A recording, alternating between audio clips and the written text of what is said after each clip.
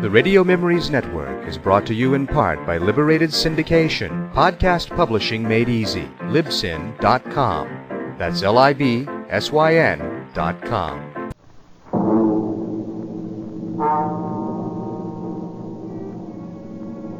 Escape.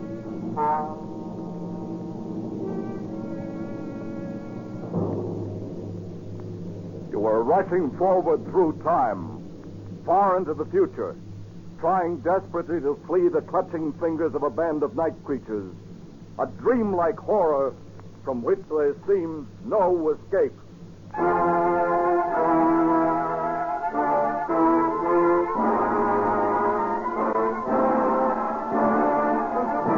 Escape, designed to free you from the four walls of today for a half hour of high adventure.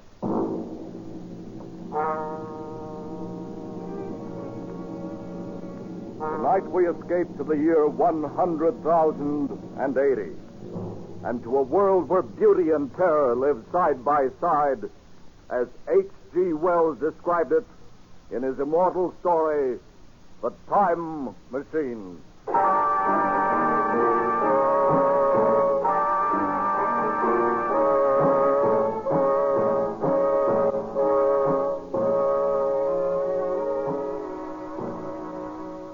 You must be mad, Dudley. A time machine. Yes, my friend. A time machine. This thing? This very thing. Well, this contraption, this whatever it is, made of quartz and brass and ivory, with its levers and dials and its seat in the middle. This is the result of 3 years' hard work? I promise you, Fowler, that on this machine, a man can go wherever he likes in time. By working these levers, a man can choose his century, his year, his very day. Oh, that's impossible. It's out of the question. In one of the journeys I've already taken on this little contraption. Well, I'm afraid you're having a bad dream. You mean I've developed into a liar? Very well, you shall have proof, my friend. Oh. Just climb on, Fowler. Sit in the seat with me.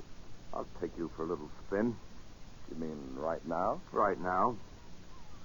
Well, just in case it should work, aren't there any preparations we should make? No, Fowler. You won't need any luggage on this trip, not even a toothbrush.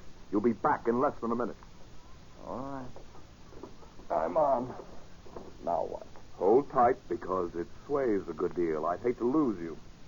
Well, I can't be frightened, Dudley. Then you're braver than I am. Tell me, what time is it? It's just 12 noon. Before we start, I want to adjust this control of this. Is everything shipshape? Oh, yes. Tell me, did you notice anything just then? Only a noise, a humming noise, nothing else. And what time is it? You just asked me, old man. That's funny. What? My watch says 11 o'clock. I could have sworn it was noon a moment ago. Must be something wrong with it. There's nothing wrong with the watch. It's only that I touched the lever to test it. And we've gone forward a full day. 23 hours at any rate. Dudley. Have you finished scoffing, Fowler? Yes, I believe I have. Then hold tight. This will be the real article. I'm ready, Dudley. Good man. Well, say goodbye, Fowler. Say goodbye to 1948. We went off to the shattering jar, with machines swaying under us. The walls of Dr. Dudley's laboratory suddenly fell away, and night was speeding after day like the flapping of a black wing. I saw the sun hopping across the sky, leaping swiftly across it every second, and every second marking a day. I saw the moon spinning through her quarters like a ball, from new to full, all in the twinkling of an eye. Trees grew and blossomed like puffs of smoke and then passed away, and all the while we were going faster. And now our pace was a year a second. So that second by second the white snow flashed across the world and was followed by the bright, brief spring. And still we went on into the future. How do you feel, Fowler? Sort of weak and very dizzy. Don't let go. Don't fall off. Where are we? How far have we come? We're in 100,000 and 50 and 60 and 70. That's enough. Stop it, Dudley. I can't stand anymore. Stop it.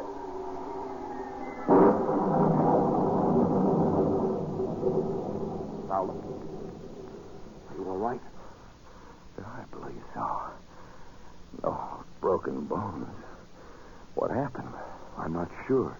I must have stopped too suddenly. Where are we, Dudley?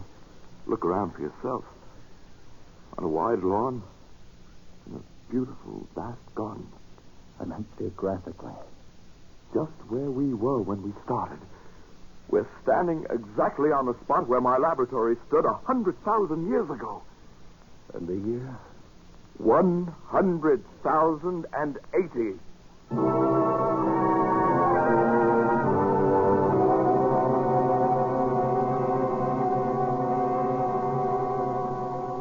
Seemed absolutely incredible. A dream, but a pleasant one. For the garden in which we found ourselves was beautiful and summery and inviting. At some distance we could see a large, imposing building. All was quiet and peaceful, almost too much so. And a sense of strangeness, of incredible strangeness, sent a shiver up my spine. 100,080. Dudley, have you thought what we might find here? What manner of man? What danger? I don't see any men at all. Well, perhaps they don't exist at all anymore. Or if they do, what are they like? How have they developed? It's been a long interval between us, more than 100,000 years. We won't know until we see them. And then it may be too late. Suppose the race has lost its manliness and has become a savage animal. Do you want to go back? Yes, Dudley, I'm frightened. Let's go back. Dudley! From over there in the bushes. Sounded human. Come on. But, Dudley, we don't have any weapons. Come on. Oh, it's a child. Look, it seems to be a very small girl. There's been a beast here of some kind. It struggled with her. Look at the marks on her arms. See here, my dear. You'll be all right now. You won't be harmed. Oh, of course. She wouldn't understand English. I don't think it's that. She's motioning us to go with her. I don't believe they have any language at all, Dudley. What about the animal? Did you see her? No, not a glimpse. It was too fast for us. Perhaps we better go back, Dudley. The girl seems to be all right now. Leave her like this. Without seeing her people and the way they live. You want to go back so soon? Yeah, I've had enough. Well, they haven't, old man. Because they're here. All around us.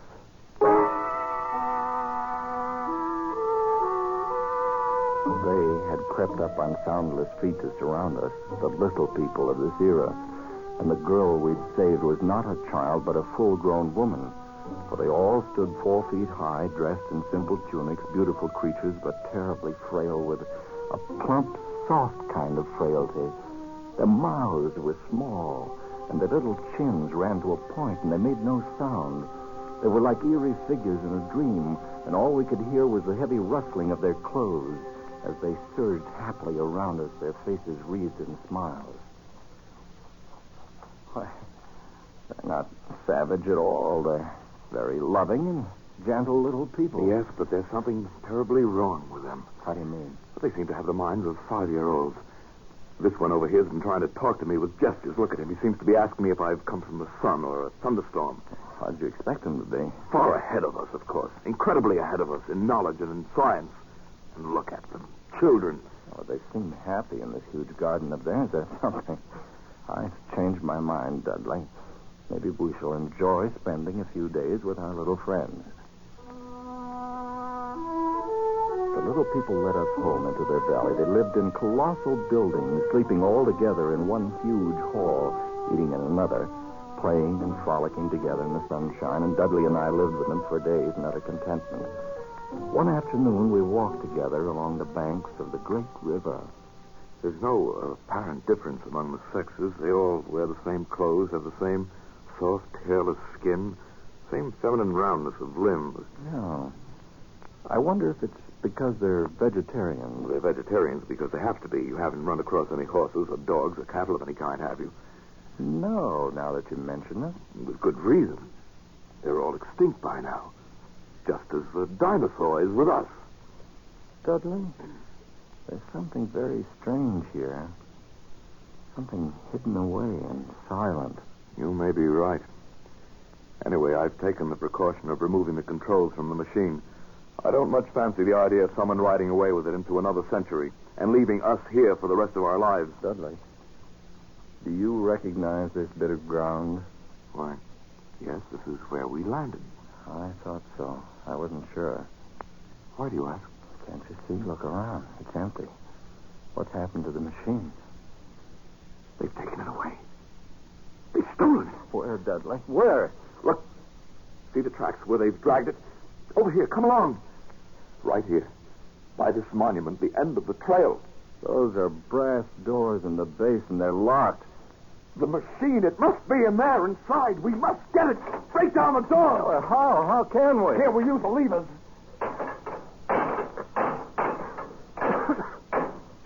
Oh, it's no good, Dudley. They're solid. We'll never break through. Never. Never? Do you mean stay here for all our lives? Do you mean never go home again? They must open the machine, the time machine.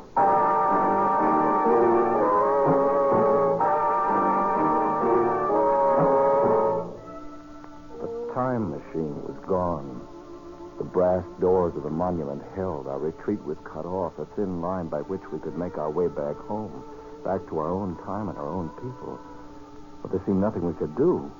We had no way of communicating with the little people, of asking what they had done with the machine and why and how to get it back.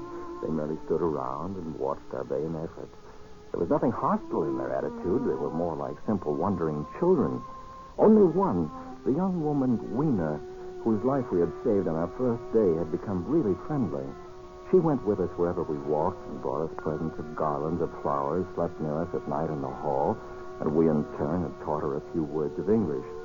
Now, we redoubled our efforts, like men racing against a clock, so that we might speak to her and discover the secret of our immense loss. No, not these, Dudley. No. How can you be so sure that your people didn't steal the machine? Aren't there any thieves among them? Are they all perfect? Not a lot, Dudley. We'll waken them. Besides, she doesn't understand. But the thief must be sleeping somewhere in this hall. Weena, they take machines. No, Dudley. No. Who then? Who? We are friends. Yes, friends. We must have machines. Yes, Dudley. Yes. Who took machines? Are there other people? Not yours. Us. What about those doors, Weena? Doors. Open. No. Oh, Weena, machine in there must open. no. No, not open. All right, my dear. Go to sleep. Get some rest. Yes, Dudley. Sleep. You too, Fowler. Try anyway. Yeah, I tried. It's no good. What's to become of us, Fowler? Are we caught here in this century? Do we spend our lives with the little people and their secret? Try to sleep, Dudley. We'll go back to the monument tomorrow. We'll find a way of breaking in. Dudley, Yes? did you just... There it is again. What?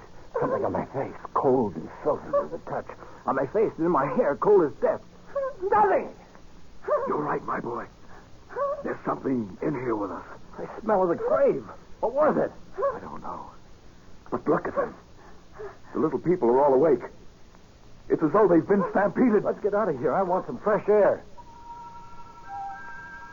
We went quickly through the hall, outside, away from the frantic rustling of the little people and into silence. The moon was full just overhead, and it was close to dawning.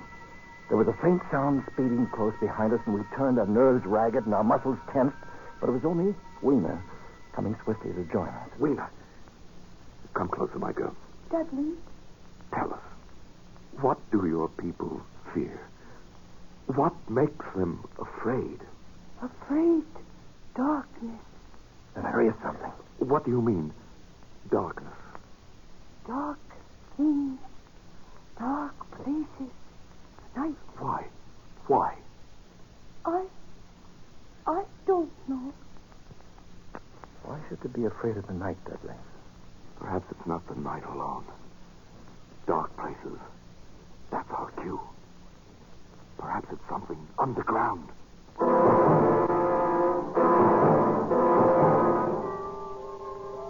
By now it was light, another day. We had wandered into a lovely wooded place about a mile from the community. Suddenly, Weena screamed. We stopped short. A pair of glaring eyes was fixed upon us. As we stood there petrified, the thing, a little ape-like figure, rushed across our path and disappeared in a clearing about 30 yards away. What was it? I couldn't see it too well. It seemed to be dull white, with white hair in its head and down its back. Looked like a small ape. That's because it was running on all fours or with its arms held very low. Weena, what's the matter? Morlocks. They are Morlocks. Who are the Morlocks? What are they? Weena, tell me. No, Gary. Let's go over there and see where it disappeared.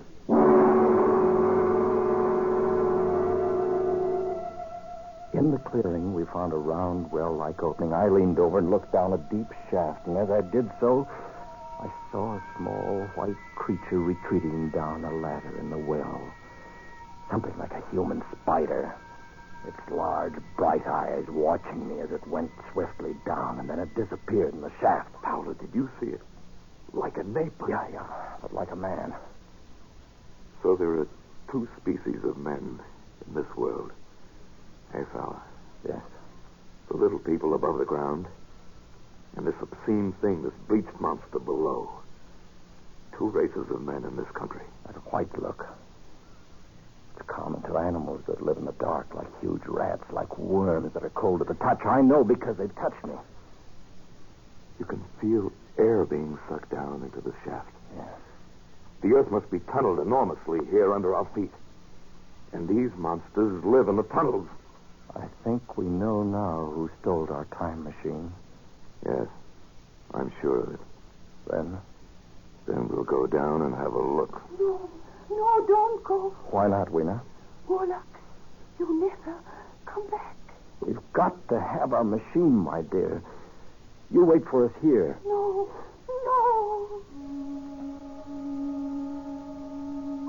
But we went down, our heels ringing on the small metallic bars that were meant for creatures so much smaller than we. Down we climbed, down, ever in darkness. Down it seemed into the center of the earth, the core of the world. How much longer? We won't know till we reach bottom. Can only stop and rest. It can't be much further. I'm so terribly tired. Hang on, old man. You hear that? Like machinery. We're almost there. Well, thank heaven for that. All right, Fowler. I'm at the bottom. Come along, just a few more steps. Give me your hand, Fowler. Good. We're here. In the land of the Morlocks. You have a match? Yeah. There seems to be a large vaulted cavern at the end of the passage. What do you suppose they'll do if they catch us? I've no idea, so we'd better take care not to get caught. Another match. That throbbing noise. It's probably the ventilating system pumping air down. There must be thousands upon thousands of these Morlocks living under the earth. And we haven't seen any yet, except for our friend who came down ahead of us. Why do you suppose they wanted our time machine? I think they wanted us, Dudley. Not the machine. And we've come to them. We must. It's our only chance. Fowler, if that noise does come from air pumps, Well, why is it so stuffy here? So oppressive. Dudley, that smell. Blood. Light another match. Dudley, look. Straight ahead. On the white metal table. It's set for a meal. Yes, with a big chunk of bloody meat. And we know that cattle are extinct. What do they feed on, these Morlocks? Don't you know? I guess I do. Another match. All right,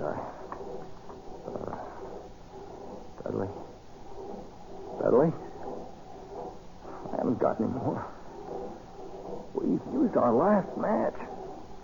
All right, we'll have to go back there then. We know the secret now anyway. The Morlocks living here underground are the masters of this age. And our friends up above, fatted cattle, fed by the Morlocks, clothed and supplied and housed until the day when they're cut out from the herd and brought underground as food. This is the future you're looking at. This is what we men of the 20th century shall come to. Dudley, what is it? I felt hands, cold hands. Take one of these levers. Use it as a weapon. Lash out. Against the wall. Fowler, here beside me. Dudley, what do we do? Fight them. Can't use your lever man like this. Dudley, they're all around us. This way, Fowler, this way. Back this way. We went back, and that evil doctor, fighting every step as we went, back to those projecting bars, kicking and clawing ourselves loose from their pallid, grasping hands and climbing up again toward daylight and freedom, away from their stench and the eagerness of their icy hands. And they didn't follow, for daylight was their enemy and their great fear. And we lived among the lush gardens of the gentle little people like prisoners, like men without reprieve, like men who are dead, or they still walk the earth. Or the time machine was locked away behind great brass doors, and we knew we could never force them open.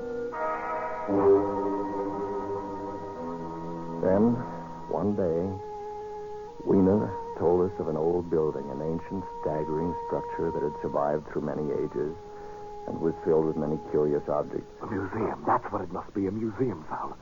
Perhaps from some earlier time. Oh, I'm in no mood to go looking at a museum. But don't you see? Specimens are hermetically sealed in museums. Perhaps there are things, weapons, machinery, something we could use. Oh, sure. If we could find some dynamite or gunpowder or something. We could blast those doors. We could get in. Where is this place, Weena? This old building that no one ever goes near. I take you, Fowler. It's not far. A chance, old man. A slim chance, but a chance nonetheless.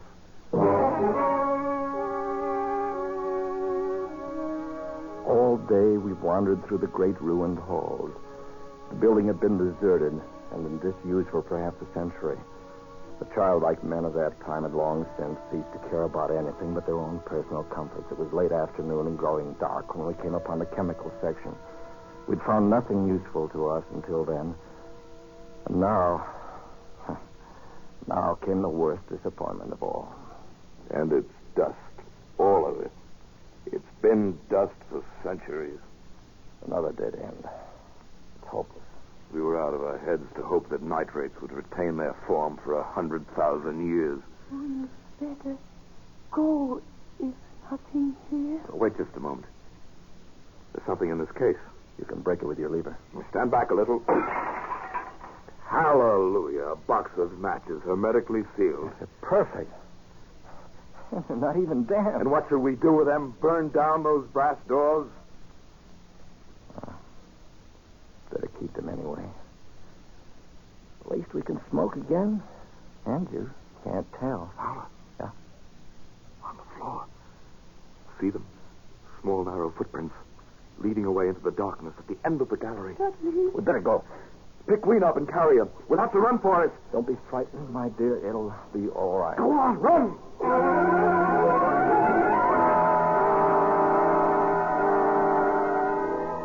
We came out of the gloom of that place into the deeper gloom of dusk. Suddenly, we saw we were trapped. All around us were the Morlocks. They were there by the thousands, surrounding us and coming closer, a long, even line of deathly white, their eyes blinking in the half-light, and their tiny mouths alive with appetite.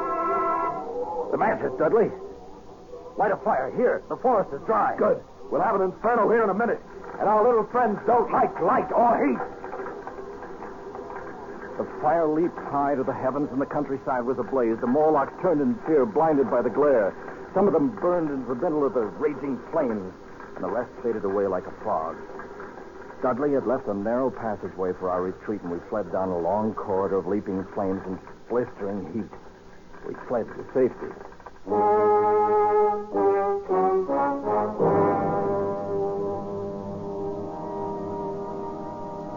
fled back toward the community of the little people. And as we ran, we passed the huge monument with its great bronze doors that were locked tight on our time machine. And suddenly, in the glare of the distant fires, we saw something that stopped us short. They're open. Fowler, the doors are open. No, not go in, Dudley, no. It's a trap. They're ready for us inside. Ready or not, we're going in. Dudley, it's suicide. It'll take me about 1 minute to screw the levers in again. Then I touch them and we're away. All right. I'll try to give you your 1 minute. Good boy. No, go, not leave me. You, my dear, you hold tight around my neck. You're coming home with us. All right, let's go.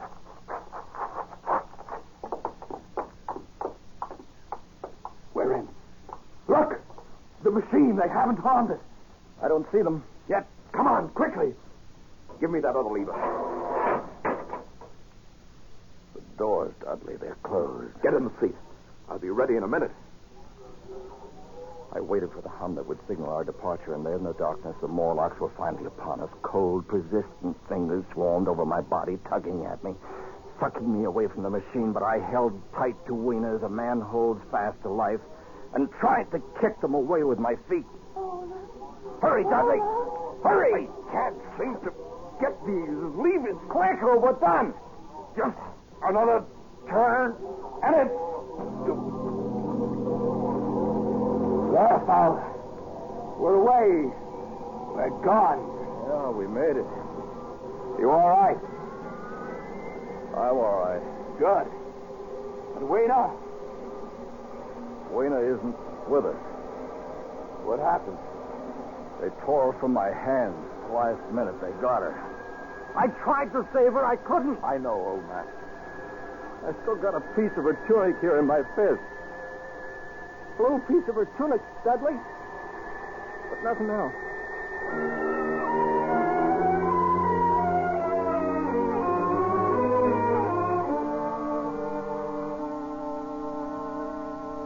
And so we came home again. Back into the very minute from which we had left. Back into 12 noon, May 9th, 1948. We were in Dudley's laboratory again, motionless, sitting on the ridiculous contraption which he called a time machine. Was it all a dream? A mad and feverish dream? Did any of it happen? Could any of it happen? No, of course not. How stupid. But then... what's this? What of this jagged piece of thick green silk I hold in my hand? What does that mean?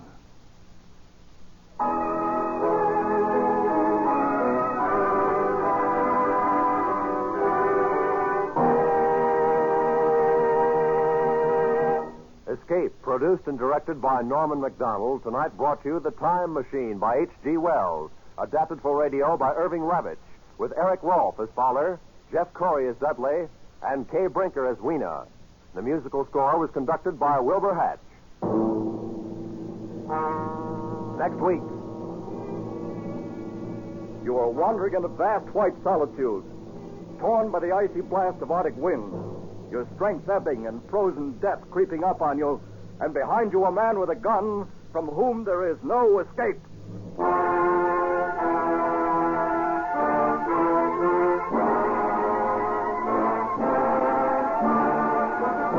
Next week, we escape with another great story of high adventure by one of the world's best-known authors. Good night, then, until this same time next week, when once again we offer you Escape.